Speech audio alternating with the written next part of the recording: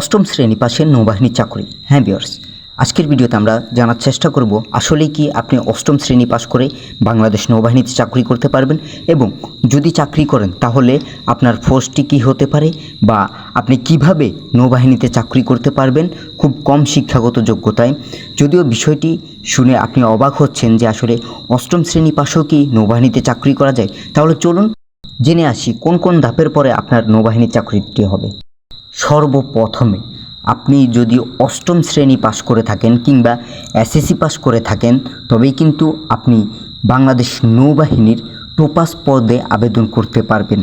আপনি যদি এতটুকু যোগ্যতা সম্পূর্ণ প্রার্থী হন তবেই কিন্তু আপনি আবেদন করতে পারবেন। এবং টোপাস পদে আবেদন করার ক্ষেত্রে শারীরিক যোগ্যতা এবং শিক্ষাগত যোগ্যতা।